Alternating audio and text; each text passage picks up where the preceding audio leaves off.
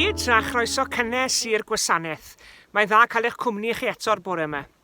Mae'n dal i fod yn dymor y gwyliau ac i ni ddiolchgar iawn i Tudur Dylan gyda chymorth Jane Woods am arwen ein hoedfa'r bore yma. Rwy'n siŵr y gewch chi fel finne fendith fawr o fod o dan i harweiniad. Croeso i chi gyd i'r gwasanaeth.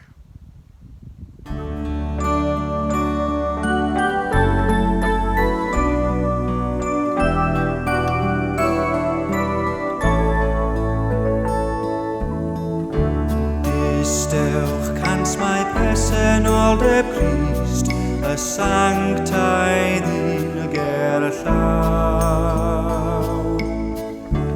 Dewch blagwch ger ei fron, mewn dwfn farchedig fraw. Di bechod yw efe, lle saif mae'n sanctaidd le. Distewch ans mae presenoldeb Crist, y sanctaidd un ger llaw. Distewch ans gogoniant Crist ei hun, o'n cylch lewer y changrin. Belisga sanctaidd dan, mawr ei ysblander fryd. Brawachus yw ei nerth, breswylydd mawr y berth. Distewch ans gogoniant Crist ei hun, o'n cylch lewer changrin. Distewch ans mae nerth yr arglwyddiwr yn symud yn ein plith. Dawyn hiachau yn nawr, gweinyddau ras fel blith. Beglyw ein hegwan lef, trwy ffydd erban i'w chef. Distewch cant mae nerth yr arglwyddiwr yn symud yn ein plith.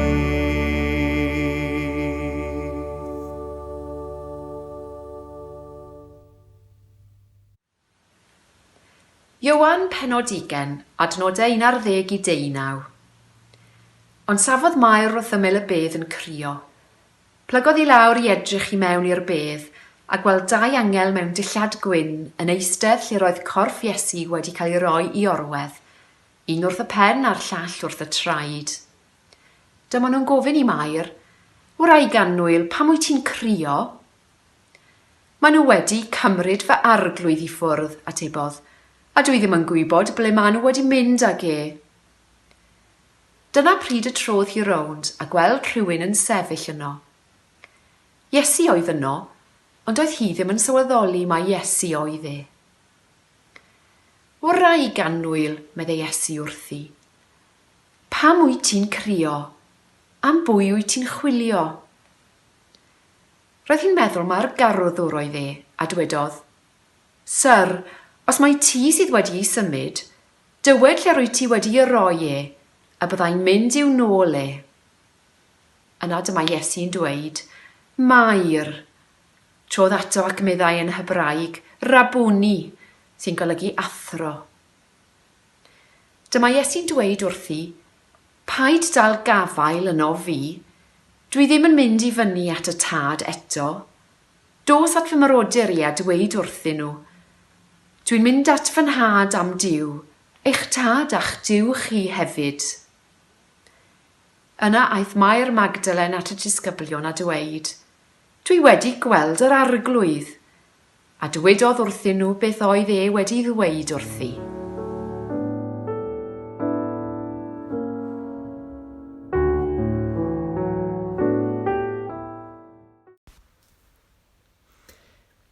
Ein tad yr hwnnwyt yn y nefoedd. Edrych arno ni nawr o Dduw, yn unne wedi dod at ein gilydd i addoli di. Diolchwn i ti am y munudau hyn o ymryddhau o ddiwrth brysurdeb a rhithyr bywyd bob dydd. Diolch i fod yn amser o adnewyddiad mewnol, yn amser o syni a ryfeddu at y gariad, yn amser o ymdeimlo a nerthoedd glân a grymus ysbryd yn cyniwau'r ynom ac o'n hamgylch. Arglwydd, yn y tywelwch, helpa ni i ymwybod a ddaioni, am hopes sy'n hyfryd i'r llygaid ac yn swynol i'r glist, yn heilioni dy ddarpariaeth ar ei cyfer, ym mhrydferthwch y byd, yng nghynnyrch y ddeiar, yng nghelfyddyd a gwybodaeth dyn. Arglwydd, yn y tywelwch, helpa ni glywed y lais, y neges a her y Beibl, yn y gair sydd y tu hwnt i'r geiriau, yn ei ddatguddiad ohono ti bobl drwy'r oesau, yn ei alwad i edifeirwch a ffydd, yn ei addewid o fywyd newydd, ac yn ei rym a chibol a chreadigol. Arglwydd, yn y tywelwch, helpa ni eiriol dros eraill, yr rhai sydd yn sŵn rhyfel a therfysg, yr rhai sydd mewn poen a galar, yr rhai y mae ei nerfau dan straen, yr rhai y mae pryder, tensiwn ac ofn yn ei llethu, yr rhai sy'n crefu am yr hwyr ac yn griddfam am y wawr, yr rhai y gwyddo ni yn bersonol amdanyn nhw. Arglwydd, yn y tywelwch, helpa ni ymgyflwyno i ti ac i ddwaith yn y byd, i ymateb bydd gynhelliad i ddilyn Iesu Grist, i roi i ti ein calonau i fynegu dy gariad, i roi i ti ein genau i gyhoeddi dy neges, i roi i ti ein meddyliau i ddirnad ewyllus, i roi i ti ein dwylo i gyfryngu dy dosturi, i roi i ti ein hamser i'w lenwi a'i sancteiddio a'r tragwyddol, derbyn ein gweddi, a chadw ni yn hawelwch dy dagnefedd, yn enw Iesu Grist. Ein tad, yr hwn wyt yn y nefoedd, sancteiddiau'r dy enw, deled y deyrnas, gwneler dy ewyllus, megis yn y nef, felly ar y ddeiar hefyd. Dyro i ni heddiw ein bara bainyddiol, a madda i ni ein diledion, fel y myddyiwn unau un diledwyr. Ac nac arwain ni brofedigaeth, eithir gwared ni rhag drwg, canis eiddo ti o'r deyrnas, a'r nerth, a'r gogoniant, yn oes oesoedd. Amen.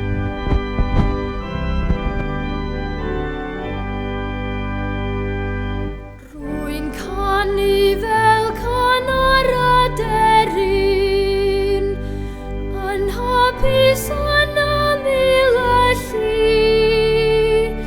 a dyna sy'n lloni fy nodyn, fod Iesu yn geidwad i mi. Mae'n Iesu yn geidwad i mi. Mae'n Iesu yn geidwad i mi. Rwy'n canu wrth feddwl, fod Iesu yn geidwad i mi.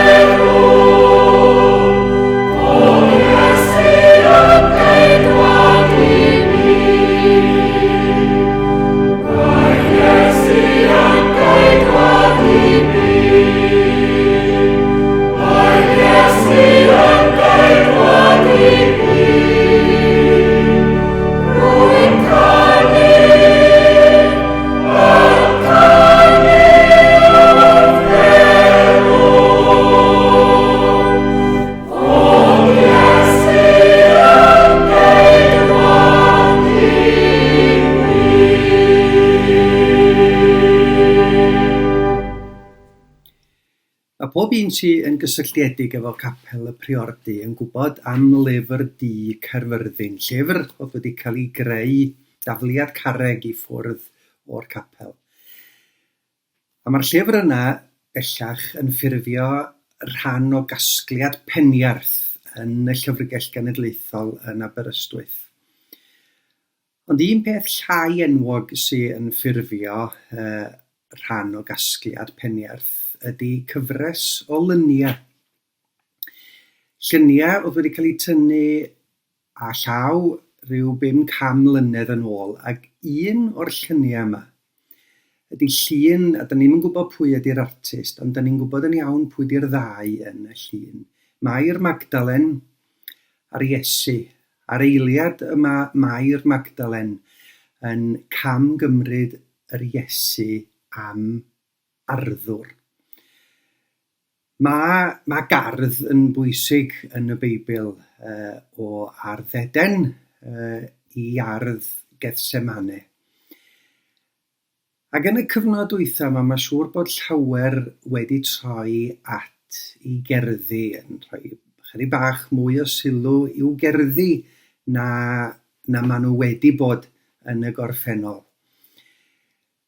Chydig flynyddoedd yn ôl, fe dderbynais i bag ailgylchu gyn gyngor Sir Caerfyrddin, ac o'n nhw wedi sgwennu ar y bag, wedi argraffu ar y bag mewn 2 iaith ac yn Saesneg, garden waste only, ac yn Gymraeg, gwastraff o gerddi yn unig, o'n i ddim yn siŵr ai wedi methu treiglo nhw neu wedi sylwi ar safon y cerddi yn y tŷ yma. Dwi dal ddim yn siŵr iawn. Ond mi sgwennis i gerdd rhywbryd am yn methiant i fel garddwr, ac yn anffodus dydy'r safon ddim wedi codi fawr ddim. Fyswn i'n dweud bod yna fwy o dyfiant ar yng ngeni nag yn yr ardd. Ond mae treulio cyfnod yn yr ardd wedi rhoi cyfle i lawer un, swn i feddwl, i weld be mae'r ardd yn gallu ddysgu i ni am fywyd. Mae o'n deud yn llyfr y Pregethwr fod yna amser i hau. Ac un o'r pethau mae'r ardd wedi ddysgu fi yn ddiweddar ydy fod yna amser i fedi hefyd, achos nes i blannu blod fresu chydig yn ôl. A mi ddoth yr hen flod fresychen, mi dyfodd i'n eitha da, a dyfodd i ryw faint arbennig, ond y camgymeriad nes i oedd i gadael i mewn yn rhy hir, nes oedd y cyfle wedi mynd. Pa wers arall allwn ni gael?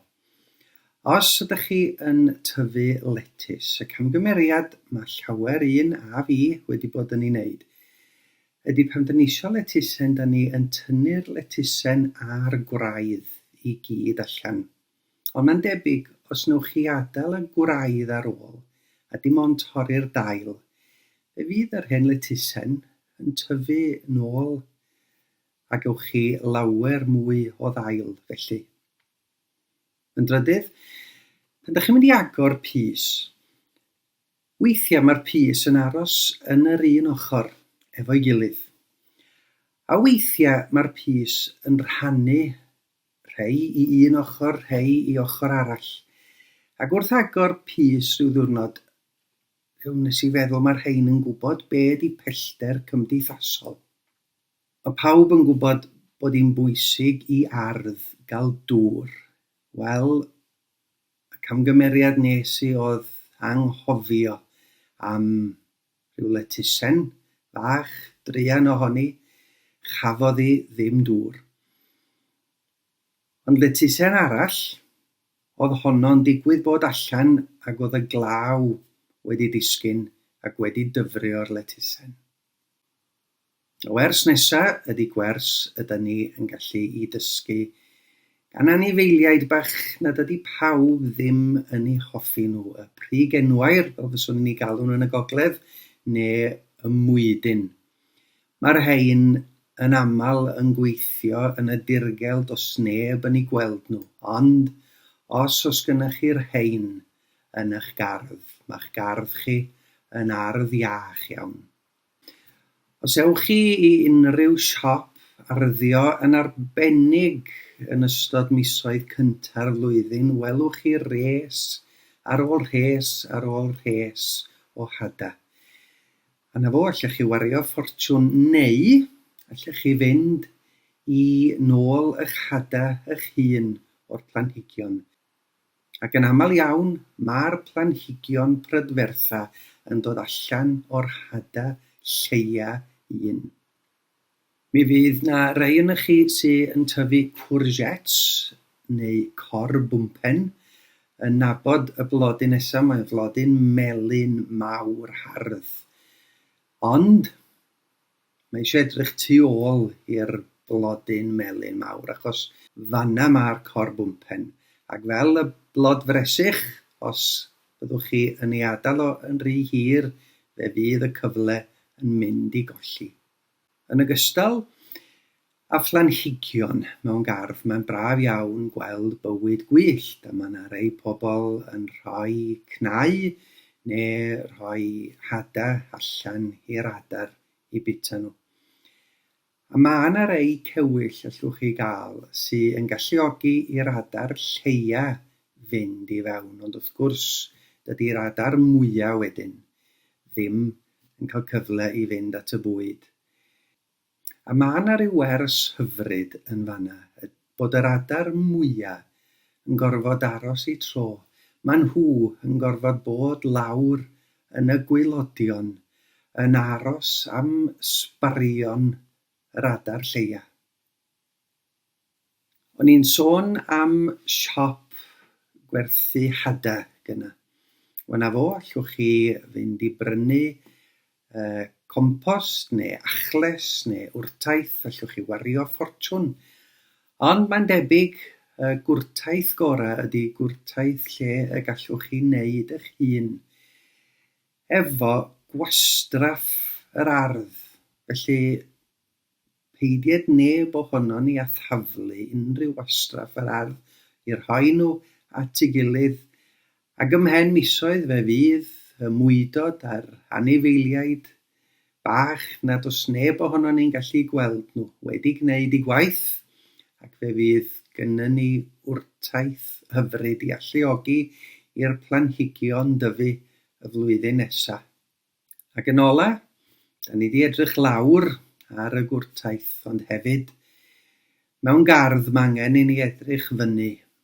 Ac uwch yn penna ni, fe allwn ni gael cwmwl llwyd sy'n llawn dŵr, neu fe allwn ni gael chydig o gymylau gwyn a awyr las. Wel, pa un o'r rheina sy ora i'r ardd? Yr ateb siŵr o fod ydy, mae cyfuniad o'r glaw a chyfuniad o'r haul. Dyna sy'n yn gwneud i ardd weithio. O'n i'n sôn ar y cychwyn bod Iesu wedi cael ei gamgymryd fel garddwr gan Fair Magdalen. Wel, mi oedd yn arddwr. Mi oedd yn gwybod bod angen paratoi, ond hefyd oedd yn gwybod bod angen gofalu ar hyd yr holl amser am y planhigion bach oedd yn ei ardd arbennig o, a sy'n para i fod yn ei ardd o. Fel bywyd, mae'n bryd i ni ddysgu fod gardd yn fwy na llond lle o flodau hardd. Mae gan bopeth i dymor, mae amser medi, ac mae'n drist fod cyfle yn mynd i'w golli. Gallwn ddysgu fod pethau yn tyfu eto, dim ond fod na ddarn yn y pridd yn gwreiddio. Ac wrth agor plisgyn bob pysyn man, bydd rhai gyda'i gilydd a rhai ar wahân. Bydd trysorau'r ardd i gyd yn egino, a thyfu'n wyrdd, os oes un i'w dyfrio. A'r prig enwair bach yn brysur a'i dwnnel, yr gweithwyr pwysica o hyd yn y dirgel. Yn aml iawn mae'r blodau prydferthaf yn dechrau taith fel yr hadau lleiaf. Nid y dillad crand, nid y gwisgoedd drud. Mae yna bethau sy'n llawer mwy defnyddiol o hyd. Y thybed beth ywed yr adar mwyaf wrth i bynnu ar friwsion yr adar lleiaf.